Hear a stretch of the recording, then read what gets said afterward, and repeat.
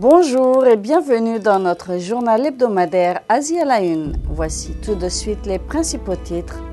Jakarta accueille le Nouvel An chinois.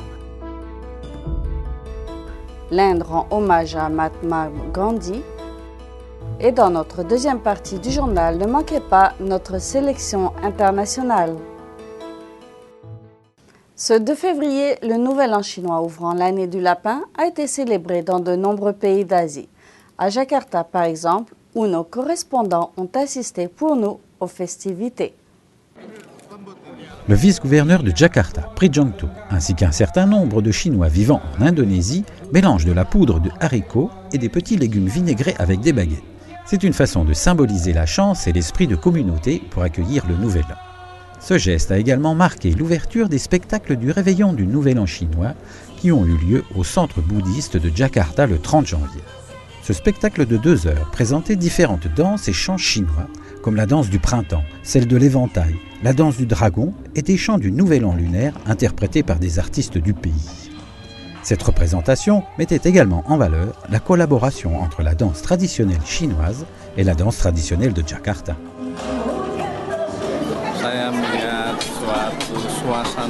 J'ai trouvé ici une atmosphère encourageante, l'harmonie du peuple de Jakarta. Je vois qu'en plus de la communauté chinoise, de nombreux groupes ethniques sont venus. Les artistes présentent aussi de nombreuses sortes de spectacles artistiques. C'est une bonne façon de construire l'harmonie. Les Chinois d'Indonésie n'ont été autorisés à célébrer le Nouvel An lunaire que depuis l'an 2000, lorsque le président Abdurrahman Wahid a abrogé le décret passé en 1967 par son prédécesseur Suharto. Le décret interdisait aux Chinois de célébrer leur Nouvel An en public. La politique de Suharto réprimait de nombreux aspects de la culture chinoise, y compris l'usage de la langue et des noms chinois. Le successeur de Wahid, Megawati Soekarno-Putri, a fait du Nouvel An chinois un jour férié national en 2002. Je tiens à souhaiter un joyeux Nouvel An chinois. Gong Chi Fa Choi à ceux qui le célèbrent. Je souhaite à tous d'être toujours en bonne santé, de la chance et de vivre en harmonie. Gong Chi Fa Choi! Les Chinois ne représentent que 4% de la population du pays, sur 238 millions d'habitants. Nouvelle NTD, Jakarta, Indonésie. Quelques jours auparavant, le 31 janvier, dirigeants et citoyens indiens rendaient hommage à Mahatma Gandhi, symbole de la liberté en Inde, à l'occasion du 63e anniversaire de son décès. Certains pensent que l'esprit de Gandhi vit toujours. Dimanche dernier, à l'occasion du 63e anniversaire de la mort du père de l'indépendance de l'Inde, Mahatma Gandhi, l'Inde lui rendait hommage. La journée des martyrs est célébrée chaque 30 janvier dans tout le pays. Le Premier ministre indien Manmohan Singh, la présidente Patil et d'autres hauts dirigeants ont présenté leur hommage sur le lieu de crémation de Gandhi à New Delhi. À Ahmadabad, les gens se sont rassemblés à l'ashram Sabarmati pour y rendre hommage au père de la nation. Cet ashram, fondé en 1915 par Gandhi, a servi de base à ce dernier au cours du mouvement pour l'indépendance de l'Inde. Sudarshan Ajange, vice-chancelier de lycée, affirme que l'esprit de Gandhi est toujours vivant. Le jour anniversaire de sa mort, les gens devraient se rappeler Gandhi. Comme disait Gandhi, je parlerai même de la tombe. Les principes et les règles de Gandhi ne s'effaceront jamais, même si parfois, nous les êtres humains, essayons de tromper Gandhi. À l'époque actuelle, si nous regardons bien, nous pourrions voir que Gandhi est revenu parmi nous. Mohandas Karamchand Gandhi, plus connu comme Mahatma Gandhi, a été le pionnier de la philosophie de la résistance non violente à la domination britannique en Inde. Le 30 janvier 1948, il y a 63 ans cette année, le Mahatma Gandhi a été abattu par un extrémiste hindou à New Delhi. Rendons-nous maintenant à Dharamsala en Inde, où un débat a réuni la semaine dernière les candidats à la direction du gouvernement tibétain en exil. 3 personnes sont en lice pour le titre de Premier ministre. Lundi dernier, à Dharamsala, en Inde, l'Association des femmes tibétaines organisait un débat entre 3 candidats au poste de Premier ministre du gouvernement tibétain en exil. Selon un candidat, cette question est essentielle pour répondre aux problèmes concernant le Tibet. Most of the questions were related to La plupart des questions étaient liées à des problèmes très importants concernant en particulier les Tibets, la façon de résoudre la question du Tibet ainsi que d'autres problèmes, comme la façon de réformer le gouvernement, notre politique en matière d'éducation, les problèmes administratifs, les questions économiques, des choses comme cela. Les 3 candidats au poste de Premier ministre ont débattu avec plus d'une centaine de Tibétains représentant différents milieux sociaux. Notre idée est que dans un contexte démocratique, il est très important que lorsqu'une personne se rend aux urnes et vote, ce soit toujours un choix fondé. Le tour final des élections se tiendra le 20 mars. Le mandat du Parlement tibétain en exil et de son président arrivera à échéance cette année. Institué en 1960, le Parlement tibétain en exil est l'organe législatif le plus élevé de la communauté des réfugiés tibétains. 80 000 Tibétains environ sont arrivés, accompagnés de leur dirigeant spirituel, le Dalai Lama, en Inde en 1959, après l'échec d'un soulèvement contre la domination chinoise. Ouvrons maintenant notre page Chine. Pour la première fois, Wen Jiabao, le Premier ministre chinois, aurait rencontré des manifestants. Des personnes venant de toute la Chine se sont rendues à Pékin dans l'espoir de voir résolus leurs nombreux problèmes. Le débat ouvert de lundi dernier a été largement retransmis sur les télévisions d'État, mais certains manifestants restent sceptiques face à cet événement largement médiatisé. Chaque année, en Chine, des dizaines de manifestants venant de tout le pays affluent vers Pékin. Ils espèrent déposer des plaintes non traitées par les autorités locales. Leur envoi pur et simple ou la détention illégale de nombreux manifestants constitue un problème social croissant. À Pékin, le Premier ministre chinois Wen Jiabao aurait rencontré lundi dernier pour la première fois des pétitionnaires afin d'écouter leurs doléances. Mais l'événement hautement médiatisé suscite déjà des doutes. Il n'y avait que 8 personnes dans le bureau des pétitions. Lorsque j'y allais, il y avait toujours de longues files, de centaines de personnes. C'est un fait basique que nous faisons des pétitions depuis longtemps et vivons cette situation. Des nouvelles comme celle-ci ne nous enthousiasment plus, parce que nous avons été trop souvent déçus. La télévision publique a largement diffusé la visite de Wen au bureau d'État chargé des lettres de plainte et des appels. Certains d'entre eux, parmi lesquels l'avocate des droits de l'homme, Ni Yulan, installée à Pékin et ancienne manifestante, pensent qu'il s'agit probablement d'une mise en scène. Je pense que c'est parce que le public n'a plus confiance dans le gouvernement que Wen tente de s'intéresser à ces problèmes. On se demande si les pétitionnaires qui l'ont rencontré étaient de véritables manifestants ou bien des personnes engagées par le gouvernement. L'activiste pékinoise Zhu Li approuve. Elle a expliqué à Associated Press n'avoir jamais entendu parler des 2 pétitionnaires cités dans les reportages. Elle a aussi ajouté qu'avant la visite de Wen, 3 manifestants au moins avaient été placés en résidence surveillée. Que cette démonstration publique soit réelle ou mise en scène, certains pétitionnaires ne croient pas que cela aidera à résoudre leurs problèmes. Nous sommes venus à Pékin pour manifester auprès du gouvernement central. Mais ils ne nous ont pas reçus, nous renvoient vers le gouvernement local. Et ce dernier ne fait que nous récupérer pour nous renvoyer chez nous. Ainsi, nous n'avons nulle part où aller. Au lieu de voir leurs problèmes résolus, les manifestants sont souvent maintenus dans un centre public de Pékin ou détenus dans une prison noire illégale. Des lapins réprimés par des tigres finissent par renverser leurs oppresseurs et à retrouver l'harmonie. Tel est le thème d'un dessin animé devenu rapidement célèbre dans la communauté des internautes chinois. C'est une nouvelle tentative de représenter les problèmes sociaux qui grèvent le pays tout entier. La vidéo a déjà été interdite et retirée des sites chinois. Ce dessin animé semble simplement parler d'une bande de lapins, mais il s'agit d'une vidéo faisant le tour de l'Internet en Chine et sujette à la censure. Paru avant le Nouvel An chinois, ouvrant l'année du lapin, le dessin animé évoque les problèmes sociaux qui ont récemment atteint la Chine.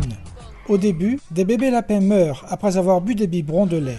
Puis, les bulldozers arrivent pour démolir les maisons et des équipes de démolition restent en attente, un lapin s'étant immolé en signe de protestation. Sous le règne dictatorial, personne ne peut s'exprimer publiquement.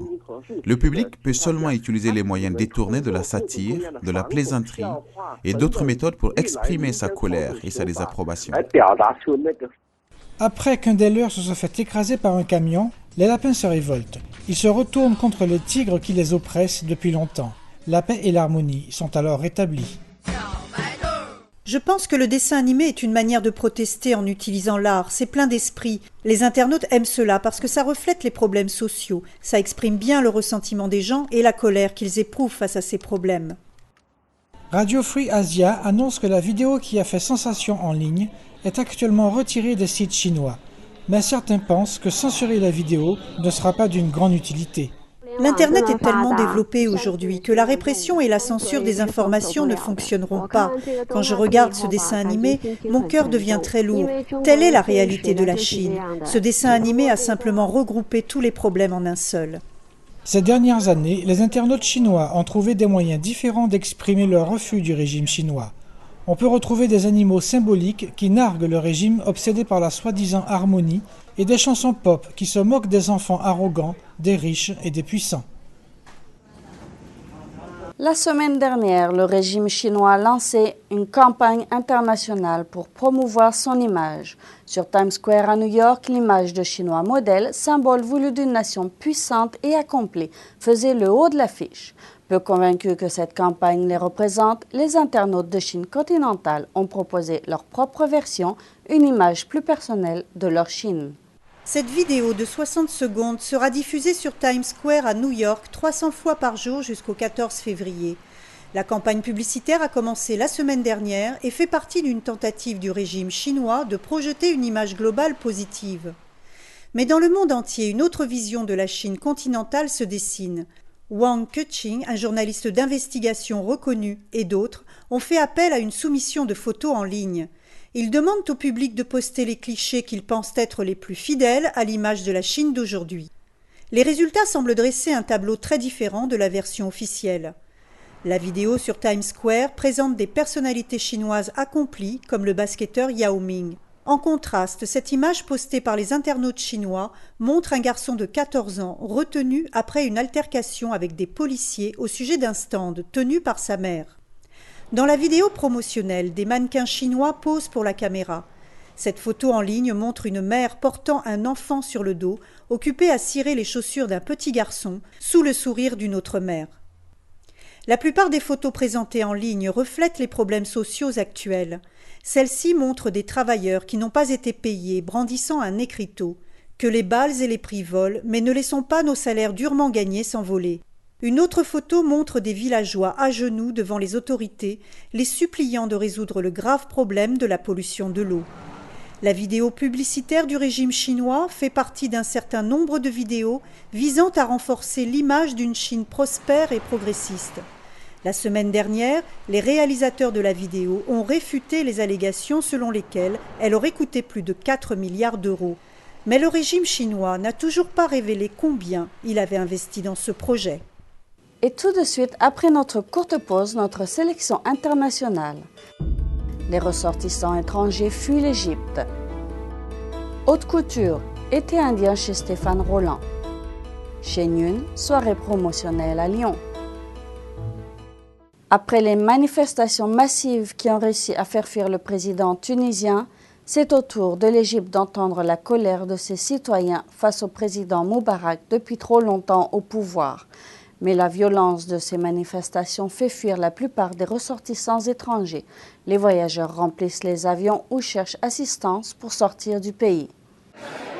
Lundi dernier, les gouvernements étrangers, les compagnies aériennes et les organisateurs de voyages ont collaboré pour aider leurs concitoyens à quitter l'Égypte, où des manifestations pressent le président Moubarak à quitter le pouvoir.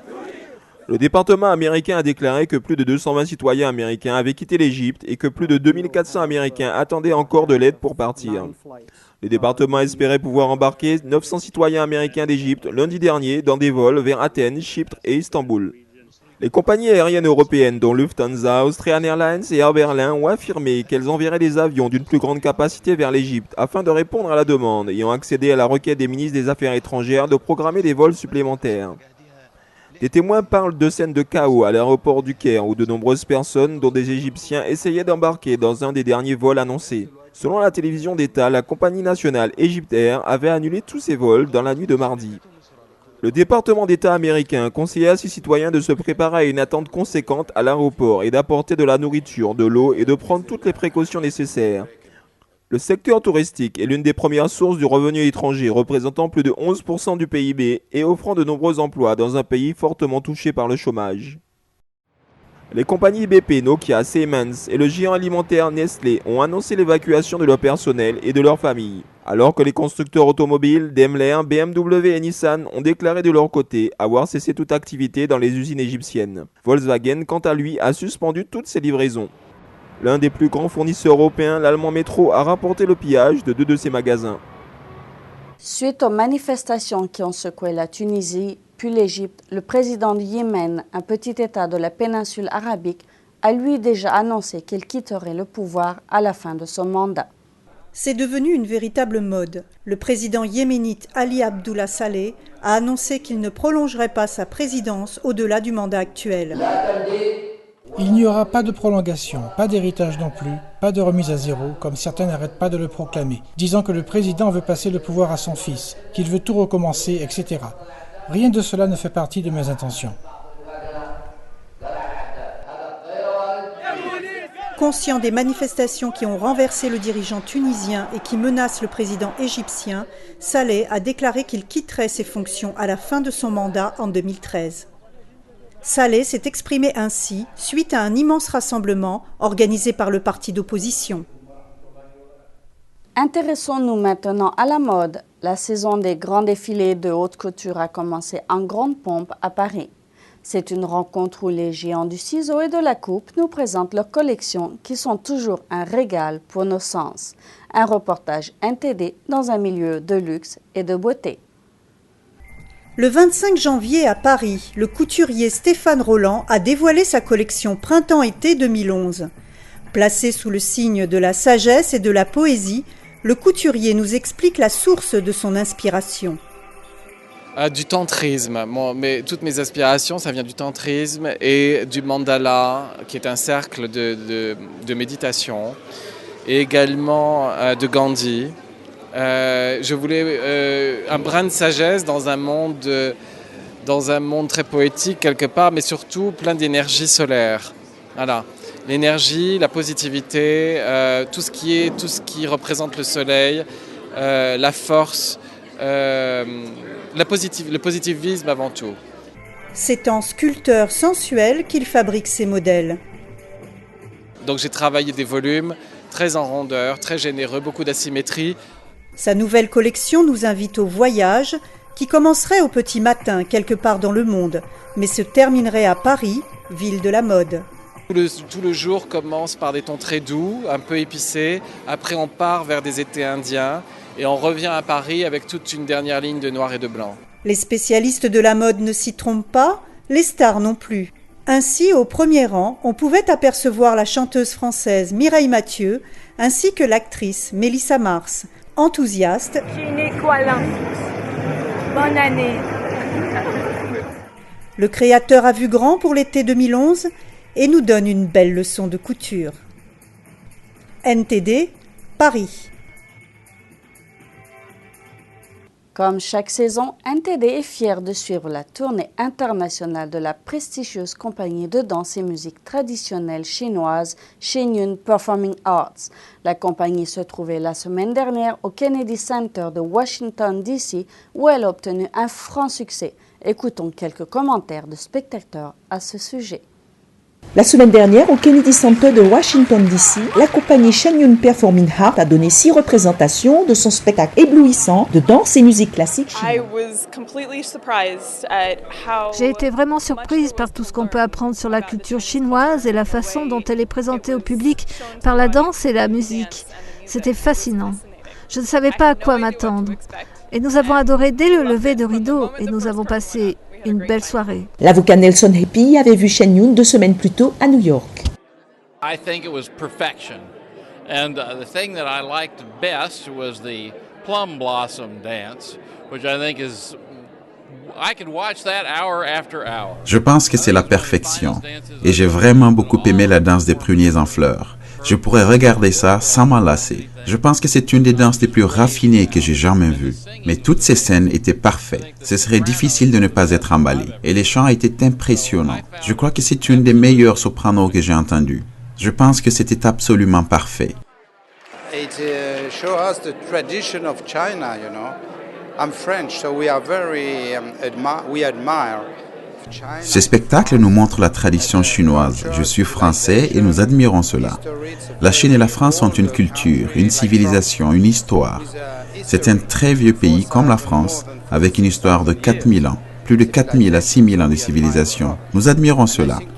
Je pense qu'aujourd'hui, la Chine retrouve son passé, sa culture, sa civilisation, et je crois que le spectacle Shen Yun montre cela.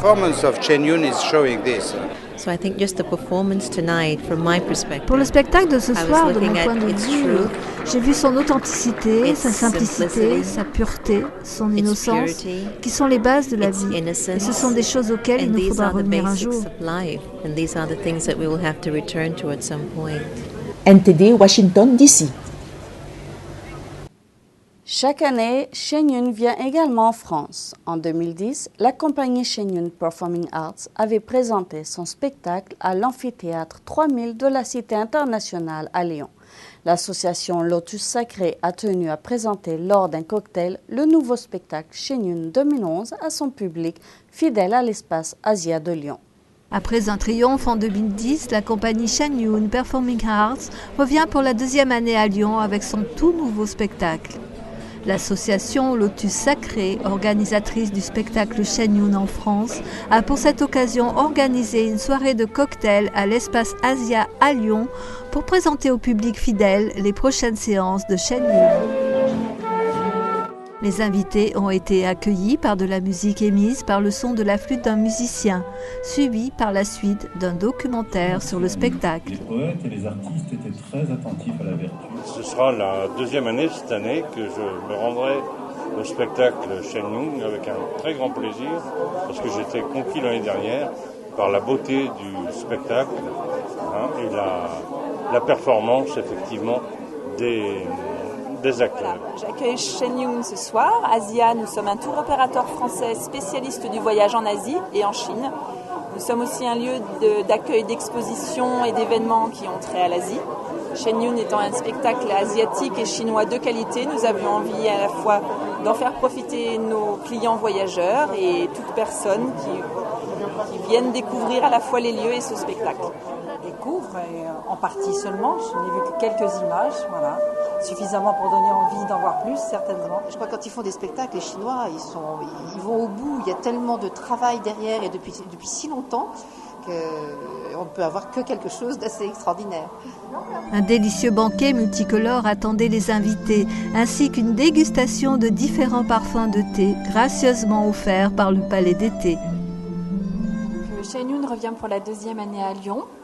Et nous en avons profité pour organiser cette soirée au sein de l'espace Asia pour revoir nos contacts de personnes qui ont vu le spectacle l'année passée, en 2010, et de faire découvrir la promotion 2011 à de nouveaux futurs spectateurs.